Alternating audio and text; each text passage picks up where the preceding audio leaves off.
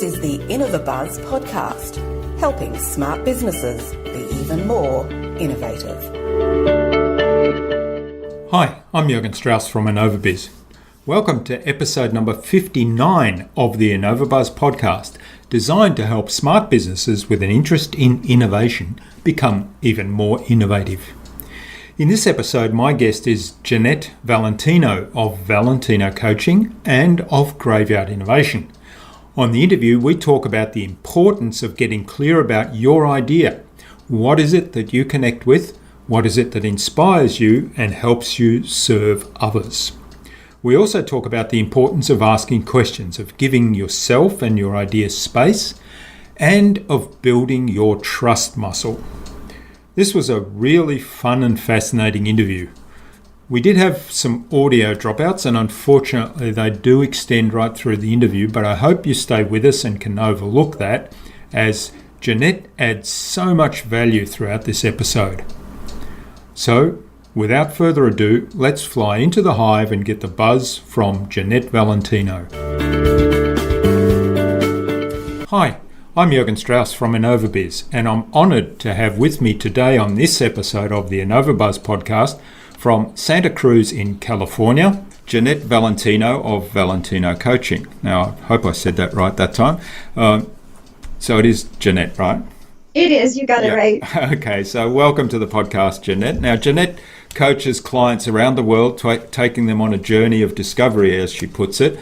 And she also is a co-founder of Graveyard Innovation. We had Michael Mapes, your co-founder, on a recent episode, and he suggested we also talk to you. So welcome to the podcast again, Janette, InnovaBuzz podcast. Thank you very much. I'm really excited to be here. Yeah. So before we start talking about coaching and journeys and Graveyard Innovation and other innovation, let's find out a little bit more about you as a person, because I know you've got a really interesting background. But as a young child, what did you want to be when you grew up? For a long time I was never sure if I wanted to admit this, but I wanted to be a checkout clerk in a grocery store. And I know it sounds a little... When I started thinking about it more, I remembered the reason why I wanted to do that. And the reason was that I wanted to help people. And in my limited scope at the time, I saw, going to the grocery store, I saw these people sitting there helping people. It felt like they were helping all day long. And I think the grocery store we went to was very friendly. So they were always really nice, and they were just helping people. And that sounded good to me at the time. It's fascinating. And also because you had that image of what they really... checkout chick. I think exactly. Today, unfortunately, the people at the checkouts tend to, maybe this is an overgeneralization, but they're probably less helpful than they were in those days. Could be, yeah. Yeah. So tell us a little bit about your journey then, because I see on your website and on your LinkedIn profile you've spent, I think, 18 years or so living in Europe as well as the US, and doing a whole bunch of different things, language teaching, and got into... That's right. Yeah, it was kind of a long and winding road, but an interesting one. So I was one of those people growing up, the grocery clerk thing, I guess, didn't stick around too long, and I didn't know what I wanted to do. So I always, I had started working in my dad's music store when I was really young, like 10. So I always knew how to do office work and support people within offices. So I did that, and I did it all the way through high school and college. And then my last year of college, I ended up staying there for about 7 more years, and I continued in working in different industries and always doing admin type of work. And I think it was always a little frustrating to me, because I always wanted to find something that I was really passionate about, and I didn't really see the value of I didn't see the value that I see now, that I didn't know what I wanted to do exactly, because I really think that led me to be open and to keep looking and asking and searching.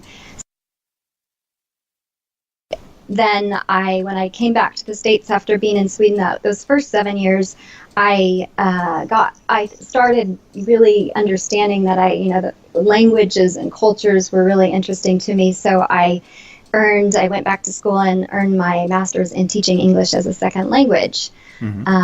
And then right after that, decided to go back to Europe. I spent a couple years at a university in Finland teaching, and then from there went back to Sweden. I always knew I wanted to teach adults, and I wanted English, and so I got a job teaching business English at a training company, and also ran the language department in that company. So supporting people in their language development for business purposes. And it was when I was doing that, and at that company, it was a professional training company, so coaching was kind of in the mix there, and I heard about it, and it interested me. And then I enrolled in a coach and hired a coach at the same time. And as many coaches will tell you, that hiring the coach was a life-changing experience for me. Right. I've probably heard that before, yeah. So it's a common story for us. And so, I think I was always a person that, like I said, was kind of searching. Even when I thought I was finding things, I was still searching.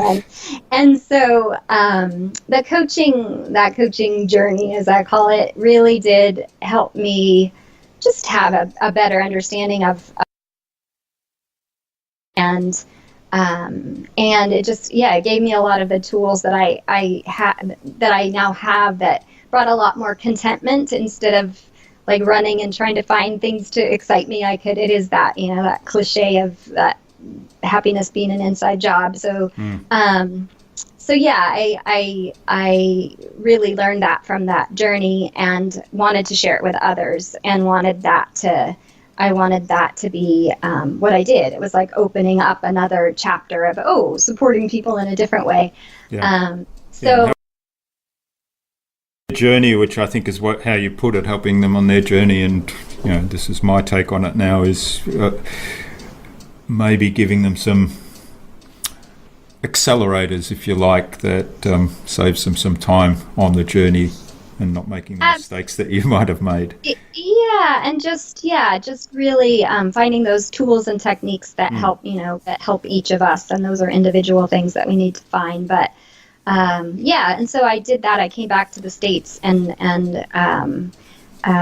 started my coaching business. And then and from there, again, more searching, I think, always, trying to find the best match for me in growing my business. And I had a lot of frustration with that. I think just finding what worked best for me. And then eventually I was led to Michael Mates and a couple of years ago, and saw what he was doing, and saw that it intrigued me in some ways. It was a little bit different than what I saw in other places, but it wasn't until I started in venturing into Graveyard and founded Graveyard that it became a lot different, and I saw that, and so we reconnected, and then he asked me to be his co-founder, which I was extremely excited about, and really, privileged. Yeah, that's fascinating. Michael's story is a fascinating one, and the Graveyard Innovation one. So for those people that might not have heard the interview, go listen to that one. It's under innovabiz.com.au/Michael Mapes, or Michael Mapes, but spelt MAPES. So tell us a little bit about what you actually do with Michael in Graveyard Innovation. What's your role there? Yeah, well, as I said, I'm the co-founder and the Chief Business Development Officer. And so, what we do is we design and execute winning strategies for our clients. And I usually just by to to get people curious, and also to, I always say we're helping people make sure that their good ideas stay out of the graveyard. And so my role there is, as I said, Chief Business Development Officer. So a lot of it is, we are a new company, relatively new, and so there's a lot of startup activities, which means that we're involved in a lot of the different levels of the company, which I really enjoy and like. But a lot of my role is finding the partnerships. It's creating the routines and systems and processes, and really just really looking at the processes for the clients and what is going to work the best in these different stages that we take the clients through. Mm-hmm. Okay, and it sounds like you're a really powerful team there that adds a lot of value, and I got that sense when I was talking to Michael as well. Yeah, it's really exciting. As I said, I was something when I was developing or building my own business. I was looking for something that would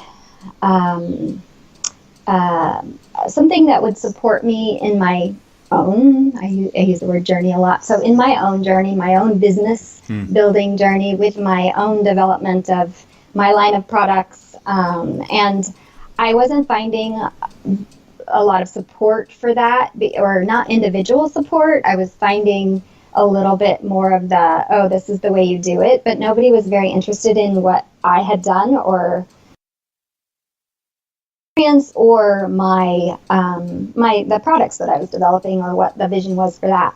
So that's what we do at Graveyard. Is we really, when the first phase of our strategic storytelling process is all about really looking at the idea. What is the idea, and what does the idea want to be, and developing that, with the client, and it's all about the creativity and finding those creative ideas, and then supporting them with strategies that match that, and that are in that business and that product or service. Sounds fascinating. And again, I refer people back to the interview with Michael Mapes, because there's a lot of background information there, so this will make a lot more sense if you've heard that. Now, tell us a little bit more about your own coaching business. I'm fascinated, as I mentioned before we started the interview, the mood ladies. I'm fascinated about that, because that, there's a theme that goes through there. So tell us a little bit about that and how that came about. So the Mood Ladies, they are a line of products. They started out as a set of cards. People have all different kinds of names for them. I like the best name that I use is they're like wisdom cards, like inner wisdom cards. So the reason why I developed them to begin with is because I, as I said, coaching made such a big difference in my life, and there were so many of the concepts that I used once I life, part of living, that made life, my life, a little more peaceful. Like I said, I felt more content, and so I and then when I started using these concepts and developing them more with clients, I saw, of course, that it's not just me that they're useful for.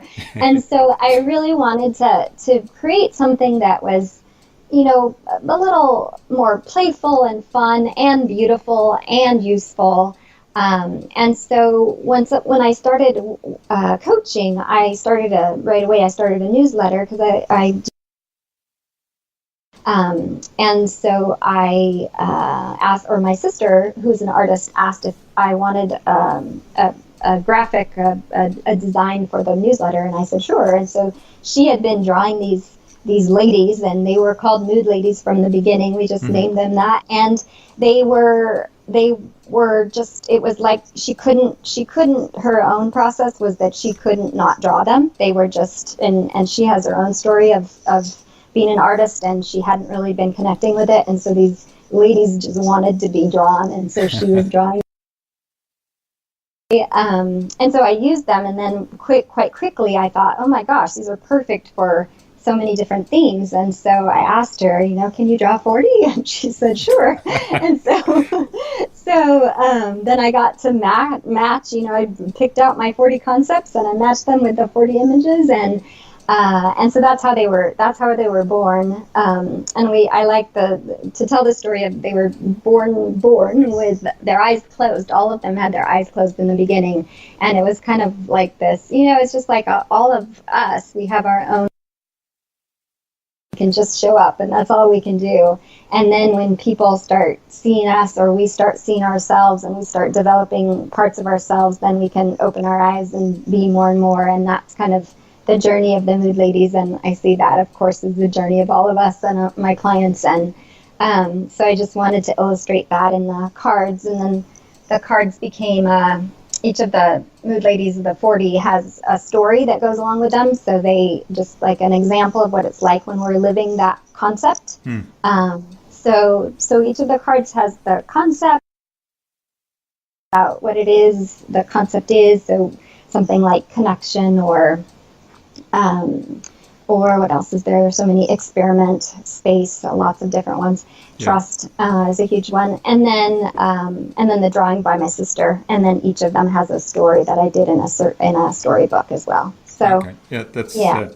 It's really fascinating. I mean, I like the fact that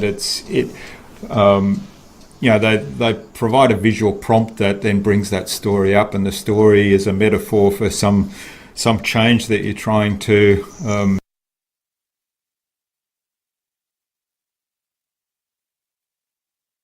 I saw the last one you posted at the end of last year. You talked about reflection and celebration, celebrating your own achievements and celebrating yourself, which we often don't do. We kind of beat up on ourselves more easily than celebrate ourselves. And so there was the celebration Mood Lady that accompanied that. Yeah, exactly. Yeah, and that's exactly the thing that I like is the image. It's some people are really drawn to the images, and they just look at the images and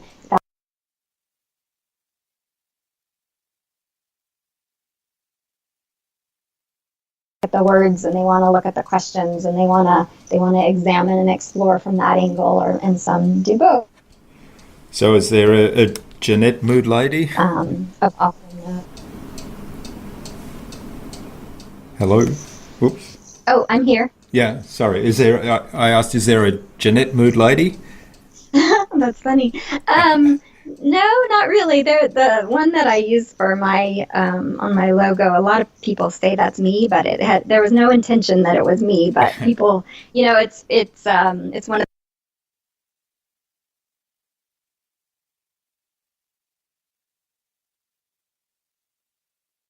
Yeah.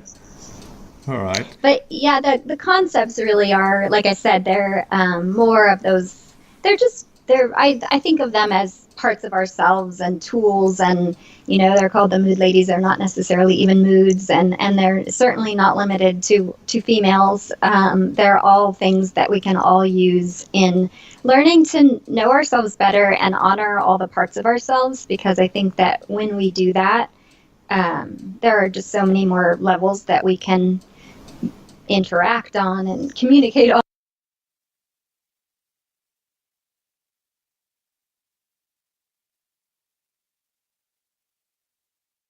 That's great.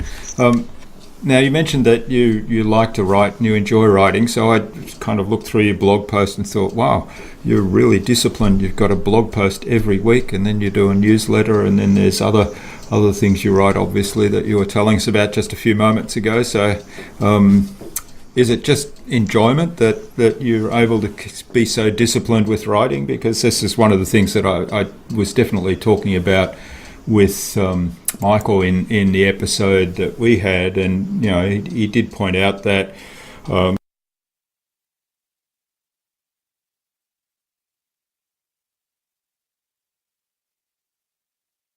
people have the value in their head, but they don't put it out there.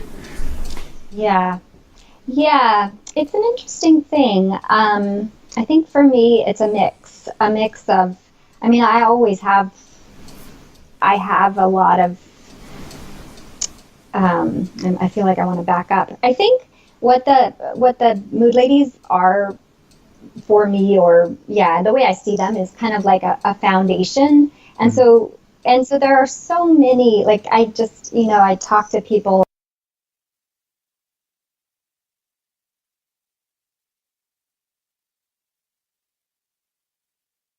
And so they're always kind of in the ethers. So I think it's really easy for me to just always know or have something to write about. And I think that they're so practical that I can find lots of different angles. So I feel like there's always something useful that people can connect with when I write about it. So I think that's really helpful, that you have something that there is something to say about, and I feel like I never don't have anything to say about those different concepts. So that's certainly helpful.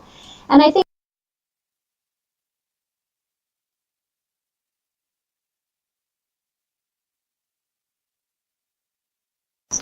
consistent. And I am, I'm pretty happy with the fact that I started the third week of January, and every week I had a Facebook post that connected or linked to my blog with a different blog article. And then, as you mentioned, then I sometimes had some other things. But that meant, and that also, I have an online program that is also a support for people. I like to think of it kind of as an anchoring, just to help us move through each month or each week. And that was connected with the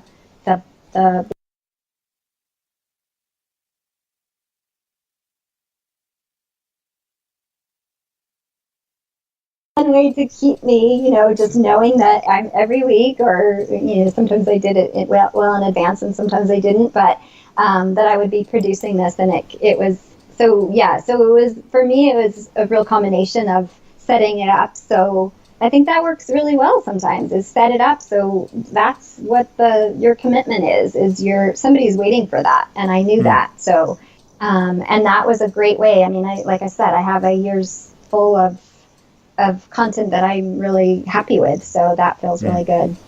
Yeah, I like the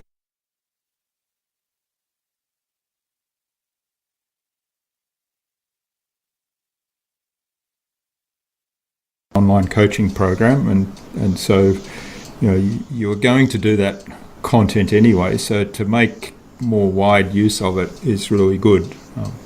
I think a lot of people forget. I mean, we spend so much time in email and so on answering questions for people, and there's content all the time, and yet I keep hearing people saying, I don't know what to write in my blog.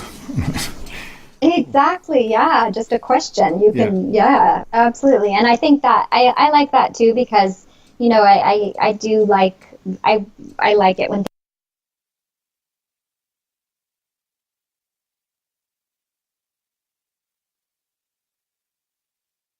regular followers who just look for it on Facebook every week, and that was enough for them, and that's great. I mean, and if that is something that gives them a little bit inspiration or focus for the week, then I am very happy about that.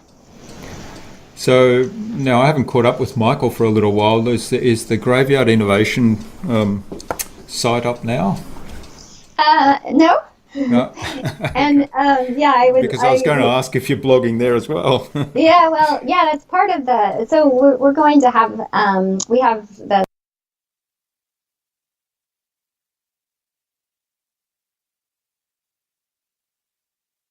Definitely, they will be there soon. So maybe even by the time this is broadcast, people can read that because it's definitely on the top of our list. Yeah. Okay. All right. So in terms of your own coaching clients, how do you go about getting business? Is it all referrals from existing clients, or do you have other processes in place? I've done it in a number of different ways. I do have a lot of referrals, and right now, in the past, I have some current clients, but mostly I am focusing on Graveyard Innovation. But in the past, for my coaching clients, there's been a lot of referrals. I did some locally in order to get, I did have some in-person clients, quite a few in-person clients for a while, and I did some networking and that type of thing, which worked quite well, I think, for me. I think for coaches, that face-to-face or one-on-one connections, when you can get them, is usually a really good way to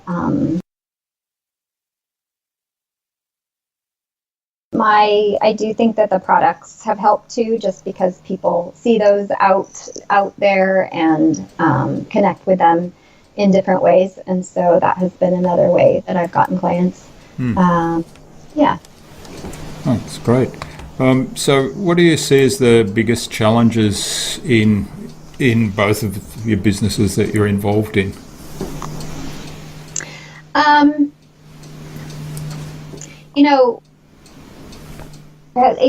It's an interesting question. I definitely think that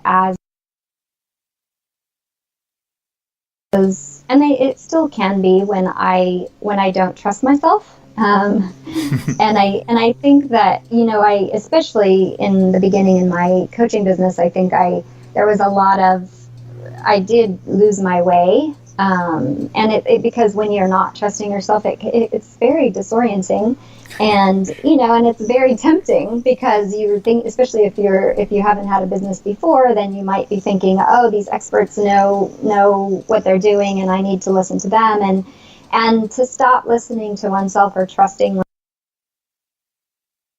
that, like I said, it can really lead you astray. And I think that has been or was the biggest challenge for me. And I do think that that's partly what the Mood Ladies were for me. For me, is really a tool to always keep me on track. And it's one of the reasons why I'm so excited about what we do in Graveyard Innovation, because, as I was saying, just getting really clear about the idea and what it wants to be, and then supporting people connect with that, and connect with that, I think is part of it's part of building that trust. And I do see that trust in oneself is I always talk about it as being a muscle, because it is a muscle that we need to build and strengthen, and especially as a new business owner, it's so easy. Like I said, it's so easy to listen to others, and of course we want to be open and be open to learning, and a lot of are knowing or what we know. And so I guess that what I'm saying is just to have things in place where we can continually connect with that, where and still be open to learning what we need to learn to move forward. Yeah, that's a really good balance to have. So I think you touched on a couple of really good points there, but trusting in yourself is definitely something that we all fall into the trap of time of either second guessing ourselves or think, oh, I'm not good enough there. Syndrome, imposter syndrome, and then on the other hand, I find myself in situations quite often where I casually mention something to somebody and they say, oh, what's that? How did you do that? And it turns out to be something of enormous value to them, and yet it's something that I take totally for granted. So we're going back through all our process documentation and everything that we've kind of documented in various places right now, and pulling things out, saying, well, this is actually a product that could be useful to somebody, because we occasionally refer to if we don't remember how to do something, but generally we take it for granted because we've done it so often. It's just part of our repertoire. Yeah, that's great. And I love that, because that is exactly what we do, is we forget about our gifts. We forget about what's easy for us because it's easy. Why do we need to think about it? Yeah. But so to be continually asking that question, could this be useful, or how could this be useful for someone else? I think that is so important. It's definitely, something that we are doing, just asking those questions too at Graveyard as well. Yeah, well, it sounds it certainly sounds like your process, and I did speak with Michael about this at great length at Graveyard, with the process of starting off with what is the story, and who are you going to help, and getting really clear about the whole idea, and then progressing from there. So that's a lot of people have a great idea, but they're not really clear about it, and then they kind of dive in and do a whole lot of activity before they're ready. Wall that you referred to earlier, and that I have this self-doubt and then don't do anything. So it's kind of, they get paralyzed to one extreme and to the other extreme.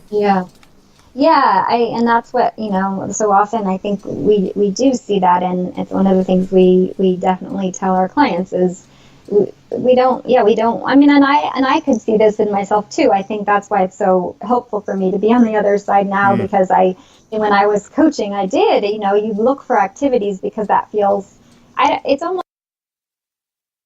something, but they might not be the right activities if it doesn't support the idea, and if it doesn't support that core, mission, or that core belief, or whatever it is for your business, that core idea for your business. So, I think that just being able to, just so that to me is just really important, to be able to connect with that core belief, and then the activities stem from there instead of just doing a bunch of activities. Yeah, that's right, and then you can develop around them, and a strategy that's based on the idea instead of just a strategy that is a number of steps. Yeah, that might or might not make a difference. Exactly. Yeah.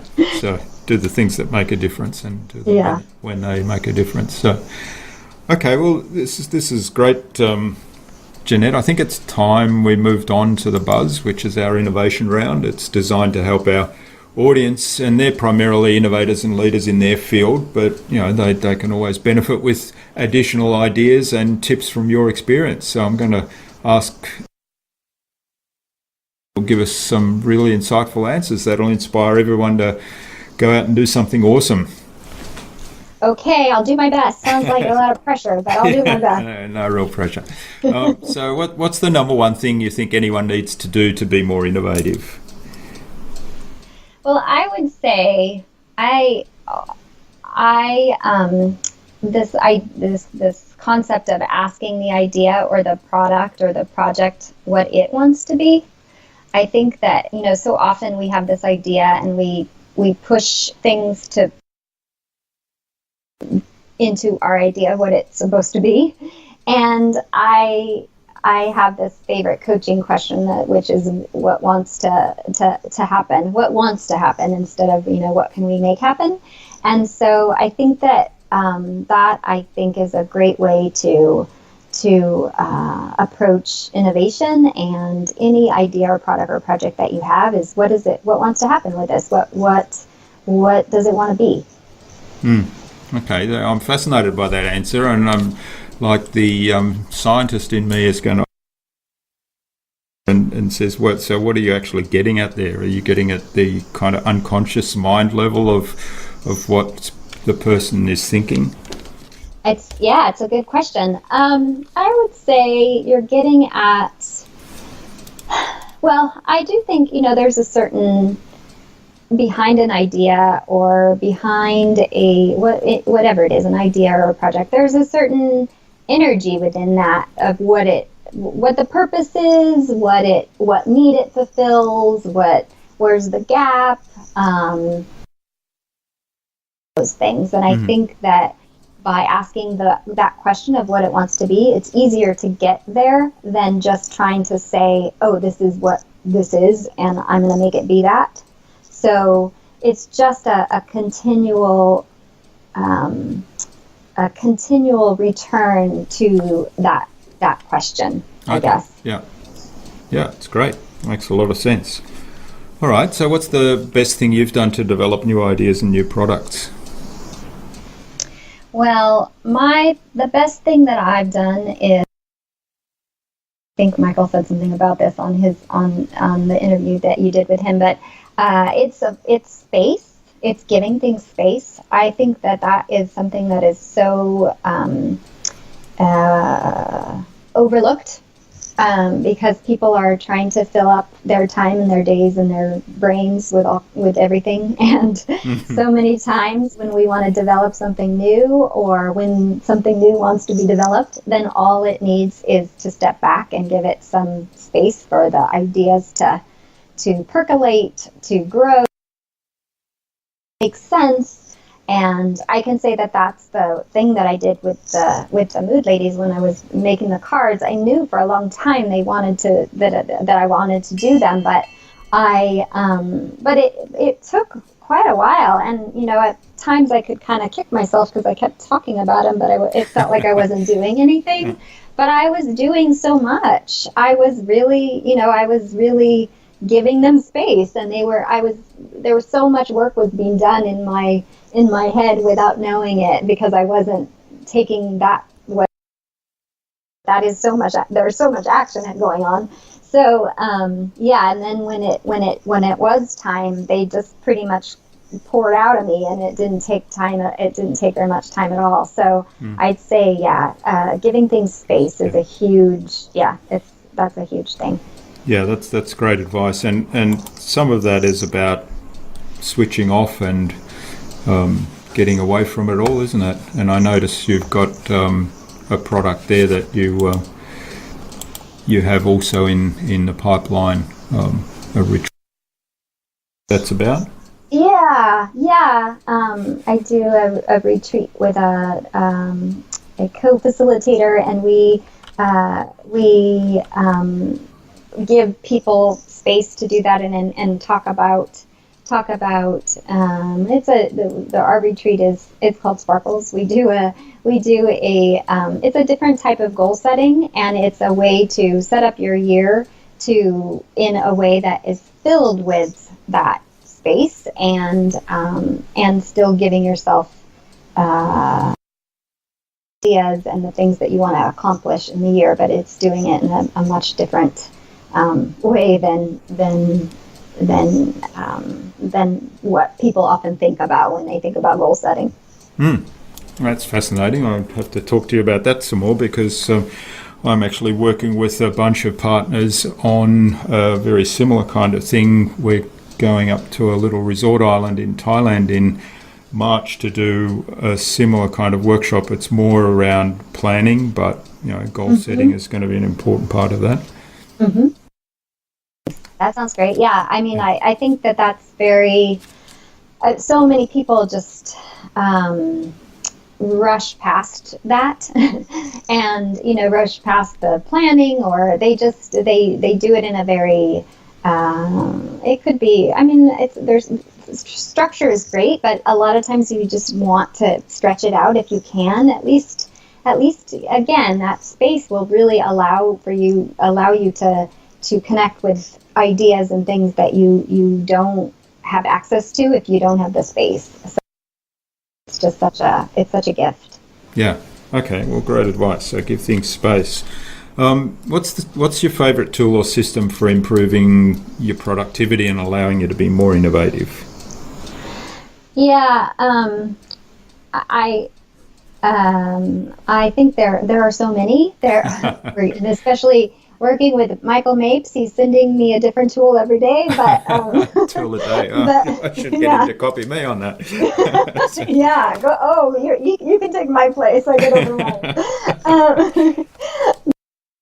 But I'm going to pick something that is not a tool like that. Instead, what I pick is what I call the refresh button. Like the refresh button on your computer. So I think that it's so easy. So I refer to that as the refresh button that we can all just kind of push at any time when we need to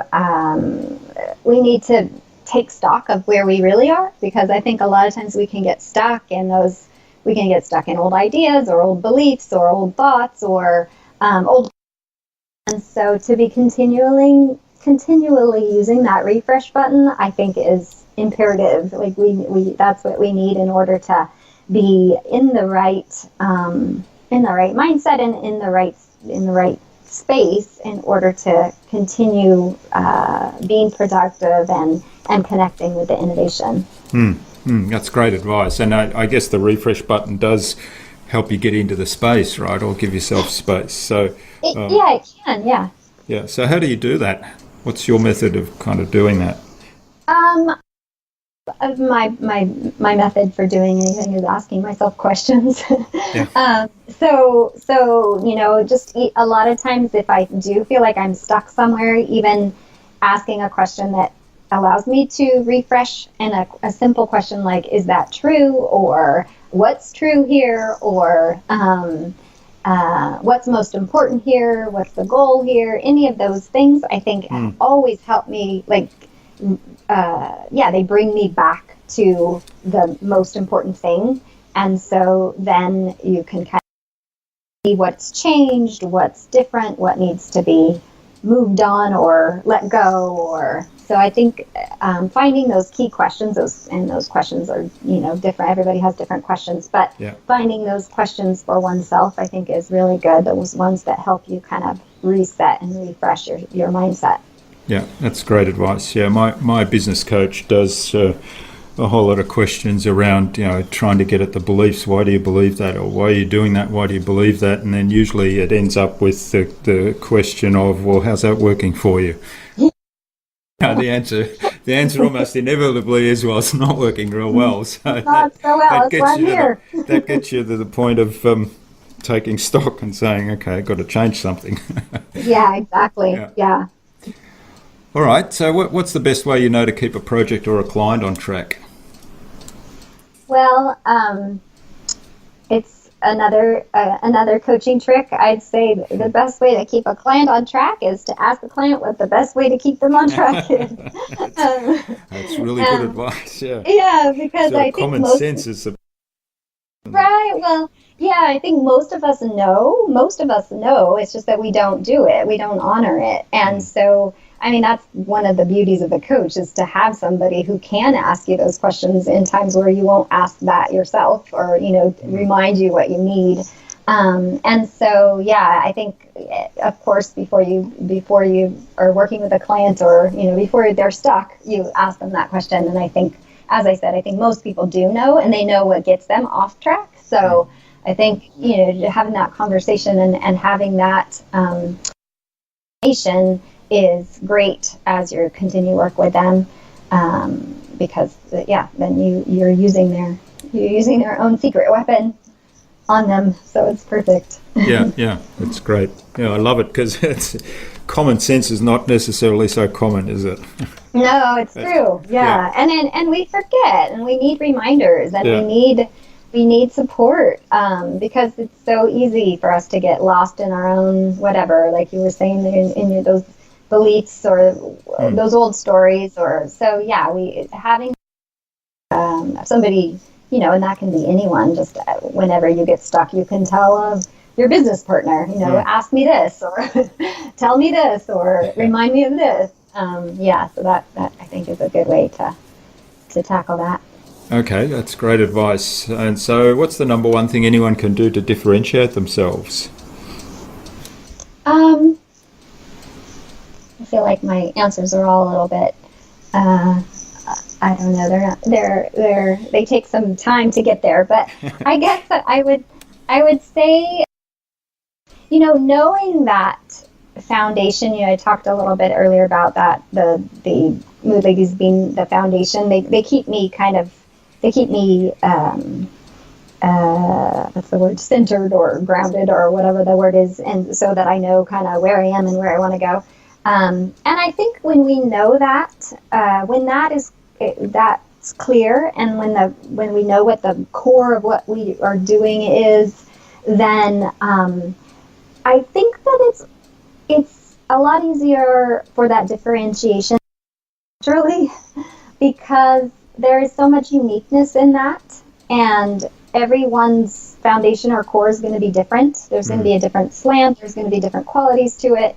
And so when we can do that in a way that is really true and authentic, I think the differentiation comes, like I said, pretty naturally. Yeah, that's great advice. And I kind of half expected you to say something like that, because it's the fundamental kind of starting point for your strategic storytelling process with it. So getting clear about the core and the idea, and then, okay, now we're clear about that, and here's you, and here's how you're going to do it, and that's different to everybody else. Exactly. Yeah, and that's what we start. That's the starting point, and it's so much easier that way. I mean, once you know that, then, like I said, everything can be built from there. And when that isn't clear, everything is just kind of muddled. So, and that differentiation is muddled. But when that is clear, it's just so much. Yeah, it's just clear, and it's the whole process. Yeah. All right, that's great. Thanks for getting us through the buzz. So what's the future then for you, for Valentino Coaching and for Graveyard Innovation? Well, as I said, I think my main focus right now is Graveyard Innovation. I do have a few clients, and I always am out with the mood ladies and finding different ways for them to be out in the world. And I just see that continuing, and I do feel like, we, as we talked about, we are going to be out in the public eye a little bit more, just with our website and a few other things that we have planned. So I'm really looking forward to that, and just excited about that next stage. That sounds exciting. Yeah, so I look forward to following that and seeing what happens there, particularly with Graveyard Innovation, because I'll be following Michael as well. So what's the number one piece of advice you'd give to who wants to be a leader in innovation and in productivity? I would say, definitely keep asking questions. And so asking questions, it's kind of like a formula. Asking questions, listening, and trusting, and then repeating that. And I think that, for me, a huge question is like I said, like, what does this want to be? But another question for me is always, who do I want to be being here? And so that is such a great guide when you want to be a leader. I think, what does that look like? And so, just to continually connect with that and explore that and keep asking that. Yeah. Because every situation will probably change the answer, or not always, but oftentimes, every situation brings out a different nuance of the answer. That's a better way to say it. Yeah, that's great advice. And again, I'd quote my business coach, because she very much be, do, have model. So if you're being a particular way, then you will do certain things as a result of that, and you will have certain things that are outcomes from that. So that's all consistent. Yeah. All right. So thanks, Janette. This has been a really great interview. I've really enjoyed this, and learning more about your role in Graveyard Innovation and building on what we learnt from Michael, but also about your coaching journey and the Mood Ladies. I am fascinated by them. So where can people reach out and thank you for all you've shared with us today? Yeah, they can always email me, and that email is jvalentino@graveyardinnovation.com. And they can find me. We do have our Graveyard Innovation Facebook page, so you can always connect there. And they can also find me at moodladies.com. That will take them to me as well. Okay, well, we'll post links to all of the show notes so people can just click on them and get in touch. And finally then, who would you like me to interview on a future InnovaBuzz podcast, and why? Yeah, this is a hard one, because I say all of our clients, because they're amazing and innovative. But the one I'll suggest here is Angelique Trigueros. And she and her business partner, Chance Martin, are They are bringing their expertise in the corporate wellness realm, and I just think it is really a huge one, and I think there's so much potential for valuable impact, and I see Angelique as such a great spokesperson and advocate of that, so I think you talking to her would be great. Okay, so how do you spell her surname? It is T as in Tom, Rigueros.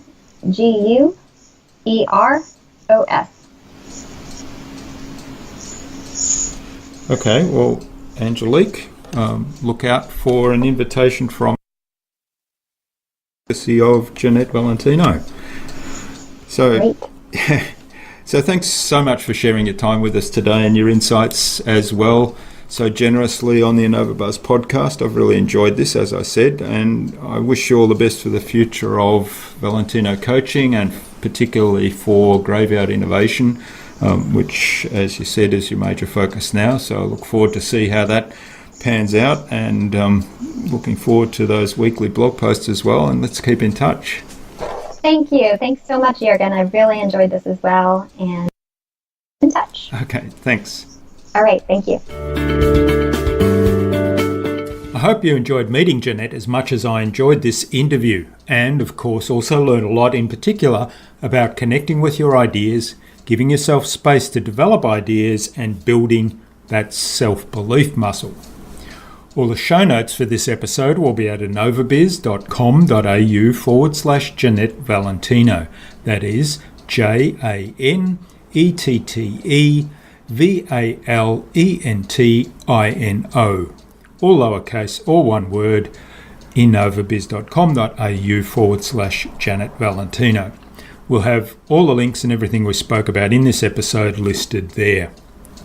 Now, Janette suggested I interview Angelique Trigueros, who, together with her business partner Chance Martin, is bringing their expertise on health and wellness into the corporate realm. Interview Angelique on a future InnovaBuzz podcast.